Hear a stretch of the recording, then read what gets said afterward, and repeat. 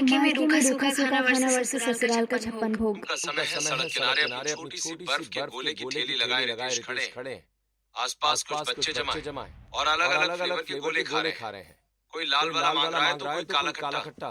रितेश बच्चों को मुस्कुराकर गोले बनाकर दे रहे हैं। चाचा चाचा मेरे मेरे वाले में वाले में थोड़ा थोड़ा और और लाल वाला लाल वाला डालना। डालना। हाँ बेटा, अभी डाल देता हूँ। सब्र करो। मुझे मुझे काला काला खट्टा खट्टा चाहिए। चाचा चाचा जल्दी से तो रात हो रात हो गई। गई। लो बेटा, संभाल कर खाना। कुछ देर के बाद रितेश के ठेले पर बर्फ खत्म हो जाती है। आसपास भीड़ भी कम हो जाती है। रितेश अपने ठेले का ड्रॉर खोलकर पैसे गिनते हैं। हे भगवान, बस 100 रुपया, वो भी जैसे जैसे चिल्लर तोड़कर।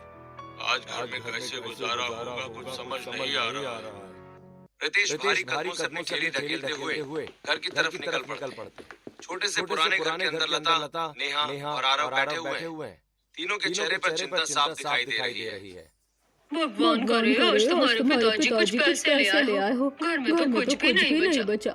माँ, सुबह से बहुत भूख लगी है। रात में खाना मिलेगा ना? पापा कब आएंगे? थोड़ा इंतजार कर ले आरव। पिताजी आते ही होंगे। तभी बाहर रितेश ठेले के पहियों के नीचे ईंट लगाकर अपने ठेले को एक जगह खड़ा करता है। तीनों जल्दी दरवाजे की तरफ देखते हैं। अरे आप आ गए रितेश जी। कितने पैसे मिले आज आपको? बस 100 रुपए ही मिल पाए लता। 100 रुपए में क्या होगा पिताजी? खाना मिलेगा या नहीं? भगवान है ना बेटा, कुछ ना कुछ रास्ता जरूर निकालेगा। नेहा बेटा जल्दी से रमेश की दुकान से थोड़ा आटा और दाल लिया, शायद कुछ मिल जाए। जी माँ मैं जाती हूँ। बाहर अंधेरा हो चुका है। नेहा हाथ में 100 रुपए लेकर जल्दी किराने की दुकान की तरफ जाती है। दुकान पर उमेश बैठा हिसाब लिख रहा होता है। उमेश भैया थोड़ा आटा और थोड़ी दाल दे दीजिए। ये 100 रुपए है। जितना मिले उतना ही तौल दो। ला दे मुझे। उमेश पैसे हाथ में लेकर गुस्से से नेहा को देखने लगता है। अब निकल जाए यहाँ से। पिछले 600 रुपए का उधार बाकी है तेरा। फिर मुंह उठाकर आ गई। भैया घर में सब भूखे हैं। थोड़ा सा दे दीजिए। बाद में पैसे दे देंगे। बहुत सुन ली तेरी बातें, चल निकल यहाँ से। लगता है तू नहीं मानेगी, लातों के भूत बातों से मानते भी नहीं। पास रखा डंडा उठाकर उमेश नेहा को मारकर दुकान से भगा देता है। नेहा रोते हुए वहाँ से निकल जाती है। नेहा चुपचाप वापस घर की तरफ चल रही होती है। रास्ते में कई घरों से खाने की खुशबू आ रही होती है। हे भगवान कितना अच्छा खाना बन रहा है लोगों के घरों में। थोड़ी देर के बाद नेहा घर पहुँचती है। उसकी आंखें लाल हो चुकी हैं। क्या हुआ? सामान कहाँ है? माँ उमेश भैया ने भगा दिया और मुझे खूब मारा। बोले पहले पुराना उधार चुकाओ। कितना बुरा आदमी है। उसे हमारी मजबूरी नहीं दिखती क्या? क्या दिन आ गए हैं हमारे भगवान। कब तक ये सब चलता रहेगा। एक काम कर नेहा, पड़ोस से थोड़ा नमक मांग ला। घर में थोड़ा चावल बचा है। नमक चावल खाकर रात निकाल लेंगे। ठीक है माँ मैं जाती हूँ। नेहा पड़ोस में कौशल्या के घर पहुँचती है। अंदर से खाने की तेज खुशबू आ रही होती है। तभी नेहा धीरे से दरवाजा खटखटाती है। दरवाजा खुलते ही नेहा की नजर अंदर डाइनिंग टेबल पर जाती है।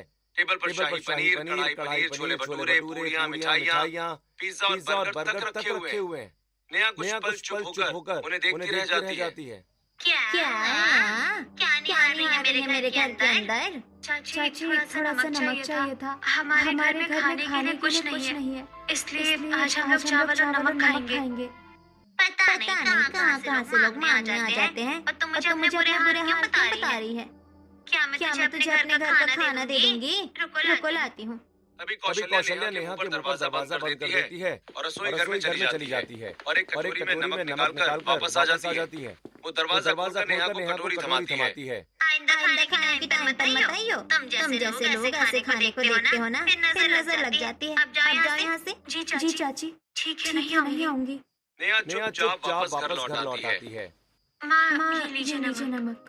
चलो जो है उसी में काम चला लेते हैं। लता जल्दी से लकड़ियां जलाती है। उसके बाद वो एक पतीले को साफ करके उसमें पानी भरती है। दूसरी तरफ थोड़ा सा चावल धोकर उस पतीले में डालती है और ऊपर से थोड़ा नमक छिड़क देती है। कुछ देर के बाद चावल पक जाते हैं। लता उन्हें कटोरियों में निकालकर सबको दे देती है। चलो आज कुछ तो खाने को मिला वरना मैं भूखा मर जाता। शुक्र है भगवान का खाली पेट नहीं सोना पड़ेगा। पता नहीं कब बदलेंगे ये दिन। भगवान सब देख रहा है माँ। एक न एक दिन हमारी जिंदगी जरूर बदलेगी। सभी चुपचाप नमक चावल खाते हैं। सबके चेहरे पर तकलीफ है। अगली सुबह सूरज निकलते ही रितेश अपना पुराना सा ठेला लेकर घर से बाहर निकल जाते हैं।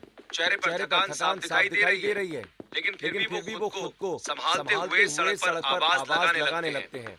आओ ठंडा गोला लो, काला खट्टा संतरा, लाल वाला गोला ले लो। आओ गोला ले लो, ठंडा गोला ले लो, ठंडा गोला। सड़क पर लोग आ जा रहे हैं, बच्चे भी निकल रहे हैं, लेकिन कोई रितेश के ठेले की तरफ ध्यान नहीं देता। कुछ बच्चे देखकर आगे बढ़ जाते हैं। रितेश बार उम्मीद से लोगों की तरफ देखते रहते हैं, लेकिन कोई भी उनके पास नहीं आता। हे भगवान, आज भी कोई गोला लेने नहीं आ रहा, क्या होगा अब? थोड़ी देर के बाद एक बच्चा ठेले के पास आता है। रितेश के चेहरे पर हल्की सी मुस्कान आ जाती है। चाचा 10 रुपए वाला गोला देना। अभी देता हूँ बेटा। रितेश जल्दी से गोला बनाकर बच्चे को देता है। बच्चा पैसे देकर चला जाता है। उसके बाद फिर काफी देर तक कोई ग्राहक नहीं आता। हे भगवान, ऐसे कैसे घर चलेगा? कोई भी परिंदा भी पर नहीं मार रहा। पूरा दिन बीत जाता है, धूप भी तेज हो चुकी है। रितेश थक ठेले के सहारे खड़ा हो जाता है। सुबह से बस 2-4 गोले बिके, आज भी कुछ नहीं हुआ। शाम होने लगती है। रितेश उदास होकर ठेला घर की तरफ ले जाते हैं। घर के बाहर पहुंचकर वो ठेला एक किनारे लगाते हैं और पहियों के नीचे ईंट लगाकर उसे रोक देते हैं। घर के अंदर लता, नेहा और आरव बैठे इंतजार कर रहे होते हैं। जैसे रितेश अंदर आते हैं, सब उनकी तरफ देखने लगते हैं। क्या हुआ? आज कुछ कमाई हुई? बाबा कितने पैसे आए? बताइए कि आज हम खाना खा पाएंगे? बस थोड़े ही बहुत पैसे आए हैं बेटा। आज मुनाफा नहीं हुआ। क्या पर कितने पिताजी? मुश्किल से कोई 150 रुपए। सिर्फ 150? अब क्या होगा? हे भगवान, कम से कम 1000 रुपए होते तो अच्छा होता। अगर हम इतने पैसे लेकर रमेश के पास जाएंगे तो वो कुछ नहीं देगा। अब क्या करेंगे? हम कोई रास्ता दिखा भगवान। कुछ समझ नहीं आ रहा। ऐसे ही चलता रहा तो घर कैसे चलेगा? भगवान सब ठीक करेगा पिताजी, आप चिंता मत करिए। लेकिन कब दीदी? घर में खाने की दिक्कत हो रही है। घर के बाहर कौशल्या और गायत्री रात में टहलते हुए बातें कर रही थी। और बता बहन, तेरी कमर का साइज कम हुआ कि नहीं? अरे नहीं, मेरे तो वजन और बढ़ गया। तभी दोनों को रितेश के घर से धीमी आवाजें सुनाई देती हैं। दोनों रुककर ध्यान से सुनने लगती हैं। सुन, ऐसा लग रहा है जैसे घर में कोई रहा है। हाँ, लगता है खाने की परेशानी होगी। इनका तो रोज का है, क्या करा जाए? मुझे तो बड़ा तरस आता है लोगों पर। बेचारे बेसहारा हैं ये लोग, गरीब लोग। मेरे घर में थोड़ा बचा है, कल मेहमान आए थे। मेरे घर में भी थोड़ा होगा, थोड़ा बहुत खाने लाती हूँ मैं भी। चल फिर ले आते हैं। दोनों अपने घर जाती हैं। थोड़ी देर बाद बर्तन में खाना लेकर वापस आती हैं। इनको क्या लगता है हम ताज़ा खाना खिलाएंगे? बासी खाना है, कुत्तों को डालने से अच्छा इन्हें दे देते हैं। गरीबों का पेट भर जाएगा और हमें पुण्य भी मिल जाएगा। दोनों जोर से दरवाजा पीटने लगती हैं। अरे बाहर निकल। नेहा जल्दी से दरवाजा खोलती है। चाची क्या हुआ? अरे कुछ नहीं, तेरे लिए खाना लाए हैं। सच में? हमारे घर में बच गया था, सोचा तुम्हें दे दे। धन्यवाद चाची। दोनों खाना देकर मुस्कुराते हुए वहाँ से चली जाती हैं। अब देखना कैसे मजे से बासी खाना खाएंगे। भूख में सब अच्छा लगता है। नेहा खुशी खाना लेकर अंदर आती है। माँ खाना भर गया। कौशल्या और गायत्री चाची ने दिया है। ये सुनते ही सबके चेहरे पर हल्की मुस्कान आ जाती है। नेहा जल्दी से खाना सबके सामने रख देती है। आज तो बहुत सारा खाना है, भगवान उनका भला करे।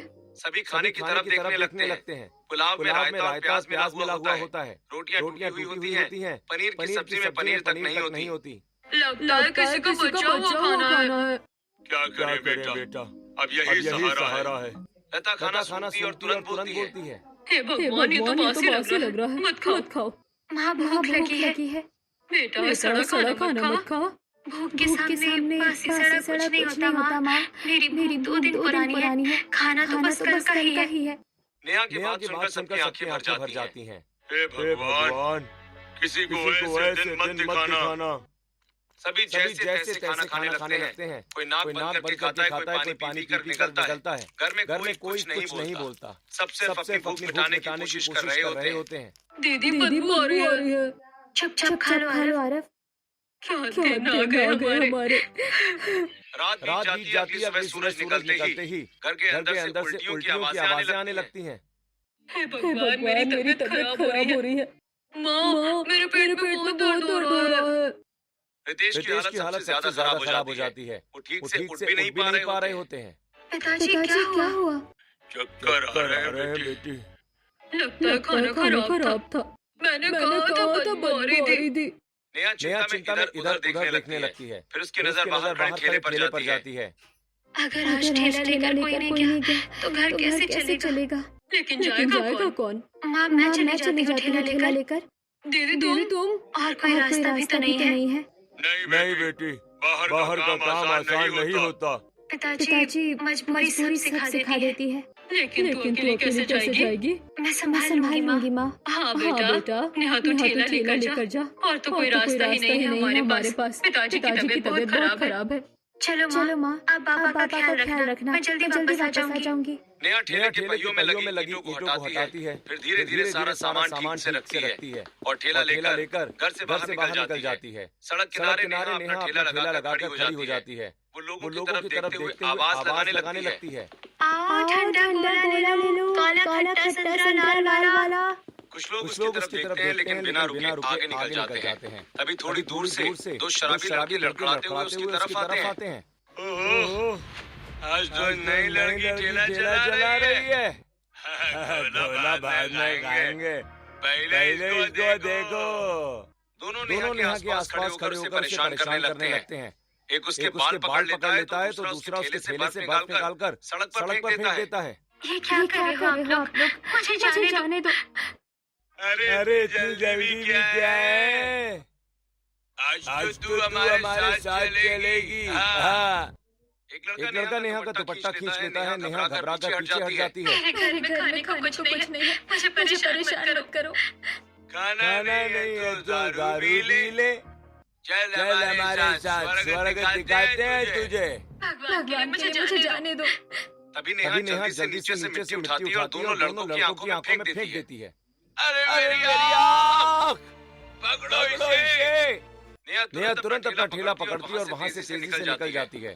थोड़ी दूर जाकर नेहा एक पार्क के बाहर ठेला लगाकर खड़ी हो जाती है। वो जल्दी से अपने कपड़े और बाल ठीक करती है। तभी नेहा कहती है, शादियाँ बच्चे होंगे, कोई ना कोई गोला ले ही लेगा।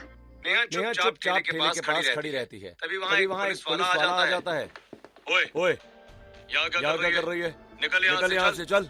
साहब मुझे खड़ा रहने दीजिए। घर में खाने को कुछ नहीं है। ये तेरे बाप की जगह नहीं है जो यहाँ पर खड़ी हो गई। साहब दया कर दीजिए। कोई दया वया नहीं होगी। चल हट यहाँ से। पुलिस वाला अपनी लाठी से ठेले पर मारता है। नेहा डर का ठेला पीछे खींच लेती है। दोबारा यहाँ दिखी ना तो ठेला उठा ले जाऊंगा तेरा। नेहा डरते वहाँ से चली जाती है। कुछ देर के बाद बड़े मॉल के बाहर एक कोने में ठेला लगाकर खड़ी हो जाती है। शायद यहाँ कोई मुझे नहीं भगाएगा।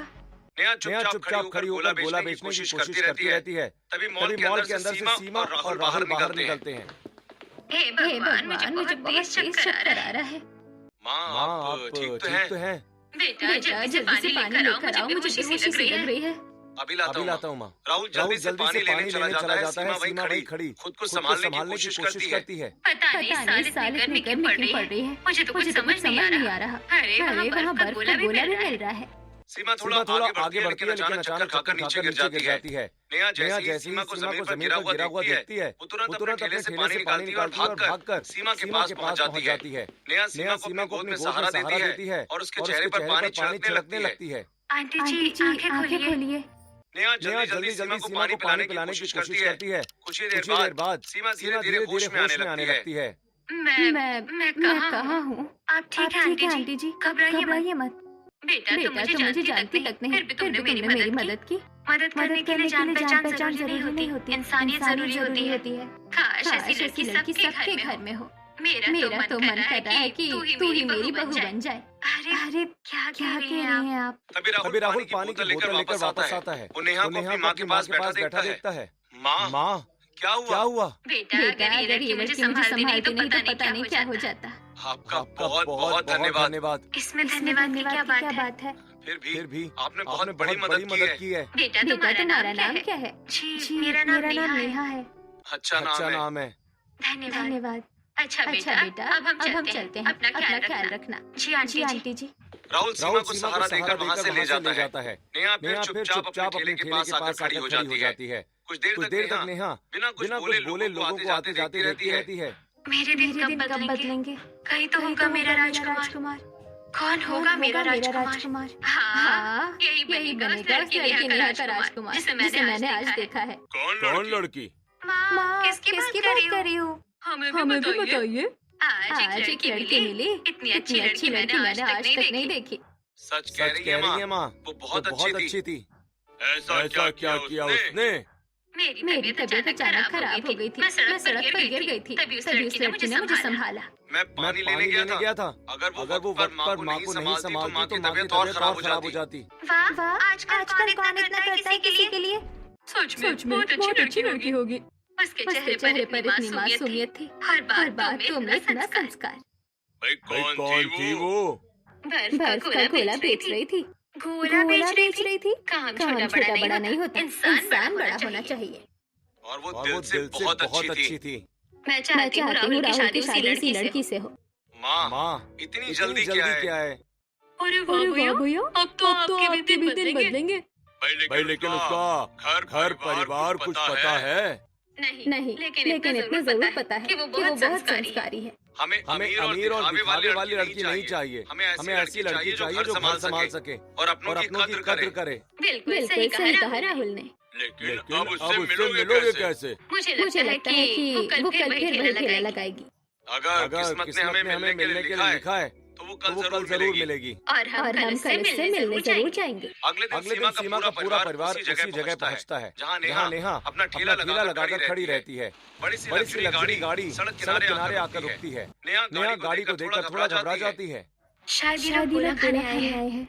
गाड़ी का दरवाजा खुलता है। सीमा, राहुल, महेश, पायल और निया नीचे उतरते हैं। नेहा तुरंत मुस्कुराकर अपने ठेले के पास खड़ी हो जाती है। बताइए कौन सा गोला दूं? काला खट्टा, लाल वाला, संतरा या मीठा वाला? अरे बेटा, हम गोला खाने नहीं आए। जी?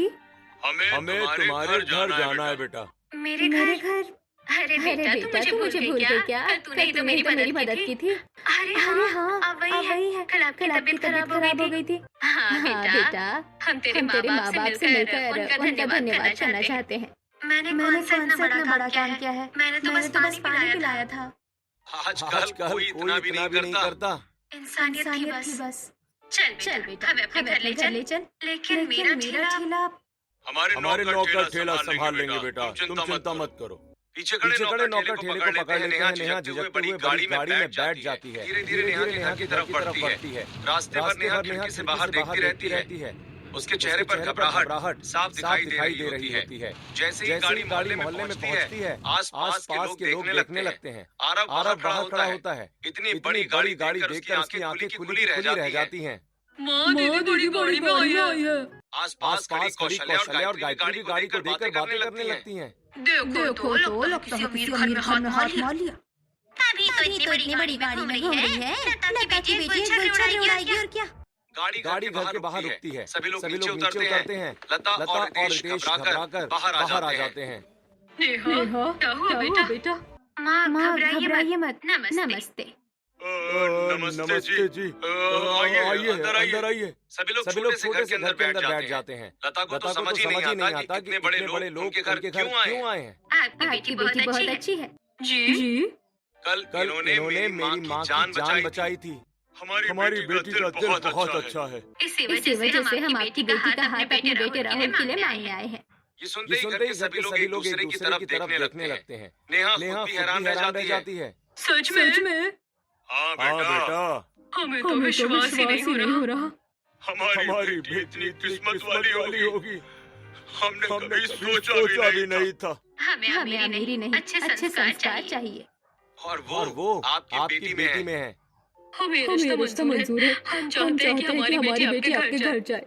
शुभ काम में देरी कैसी? ठीक है, मैं जल्दी ही पंडित जी से शुभ मुहूर्त निकलवाती हूँ। कुछ दिनों के बाद शुभ मुहूर्त निकलता है और राहुल और नेहा की शादी हो जाती है। पूरे घर में खुशियों का माहौल होता है। शादी के बाद नेहा का प्रवेश होता है। सीमा आरती करती है और नेहा चावल का कलश गिराकर अंदर आती है। स्वागत है भाभी। अब ये घर आपका है। सभी रस्में पूरी होने के बाद नेहा थक जाती है। बेटा जाओ कमरे में जाकर आराम कर लो। जी माँ नेहा कमरे में जाती है। कमरे में एसी चल रहा होता है। बड़ा सा मखमली बिस्तर देखकर वो कुछ देर चुपचाप खड़ी रह जाती है।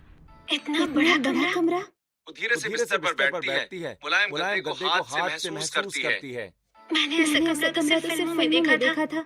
थकान की वजह से नेहा वहीं लेटे सो जाती है। अगली सुबह नेहा सुंदर सी साड़ी पहनकर नीचे आती है। सभी उसकी तरफ देखकर मुस्कुराने लगते हैं। अरे वाह, हमारी बहू तो बहुत सुंदर लग रही है। धन्यवाद माँ जी। चलो जल्दी आज तुम्हारी पहली रसोई है। पहली रसोई? डर क्यों रही हो भाभी? कुछ नहीं, बस थोड़ा सा खाना बनाना है। लेकिन मुझे ज्यादा चीजें बनानी नहीं आती। अरे इतना भी काम नहीं करना, नौकर बाकी सब कर देंगे। तुम बस खीर बना देना। खीर? क्यों भाभी? सच बताओ मुझे खीर बनानी नहीं आती। क्यों? हमारे घर में इतना दूध कहाँ होता था कि खीर बनती? कुछ पल के लिए सब चुप हो जाते हैं। कोई बात नहीं बेटा, आज सीख जाना। हम सब है ना आपकी मदद के लिए। सभी मिलकर नेहा की मदद करने लगते हैं। थोड़ी देर बाद खीर तैयार हो जाती है। दूसरी तरफ नौकर बाकी व्यंजन बनाकर डाइनिंग टेबल पर लगा देते हैं। कुछ देर के बाद पूरा परिवार डाइनिंग टेबल पर बैठ जाता है। अलग-अलग प्रकार के व्यंजन देखकर नेहा की आंखें ठहर जाती हैं। हे, क्या हुआ? इतना सारा खाना मैंने कभी एक साथ नहीं देखा। अब रोज देखोगी बेटा। सभी लोग खाना खाने लगते हैं। नेहा धीरे-धीरे हर चीज चखती है। भाभी की खीर बहुत अच्छी बनी है। सच में बहुत स्वादिष्ट है। हमारी बहू है इतनी प्यारी। नेहा की आंखों में आंसू आ जाते हैं। क्या हुआ नेहा? कुछ नहीं, बस पहली बार इतना अच्छा खाना खा रही हूँ। अब तुम्हें रोज ऐसे ही खाना मिलेगा बेटा। हमारे तो कई रेस्टोरेंट हैं बेटा। इतने सारे? हाँ। और अब तुम भी सब संभालोगी। अगले दिन राहुल सभी के लिए बाहर जाने का प्लान बनाता है। माँ, क्यों ना आज सब लोग बाहर चलें? हाँ, क्यों नहीं? बहू को हमारा रेस्टोरेंट भी दिखा देंगे। सभी लोग बड़ी गाड़ी में बैठकर रेस्टोरेंट पहुँचते हैं। अंदर के शानदार माहौल को देखकर नेहा चारों तरफ देखने लगती है। भाभी कैसा लगा हमारा 5 स्टार रेस्टोरेंट? बहुत सुंदर। ये तो बहुत ही ज्यादा एलिसन है। मैंने तो सपने में भी नहीं देखा ऐसा रेस्टोरेंट। टेबल पर एक के बाद एक खाने की चीजें आने लगती हैं। कोई पिज्जा मांगता है, कोई बर्गर, कोई पास्ता। हे भगवान, ये तो सच में 56 भोग जैसा है। मैंने अभी तक सुना था 56 भोग होता है। जितना मन करे खाओ। चाइनीज, इटालियन, टर्किश, जापानीज, यहाँ सारी कंट्री की बेस्ट डिशेस हैं। नेहा हर चीज थोड़ा खाती रहती है। उसकी आंखें बार भर जाती हैं। नेहा हर एक मेवाले के साथ अपने घर को याद कर रही होती है। आखिर नेहा इतनी उदास क्यों हो जाती है कभी? कुछ दिन बीत जाते हैं। एक शाम सीमा राहुल के पास बैठी होती है। बेटा तू नेहा को कहीं बाहर भी घुमा लाया कर। शादी के बाद से बस रस्में ही चल रही थी। ठीक है माँ, आज ही लेकर जाता हूँ।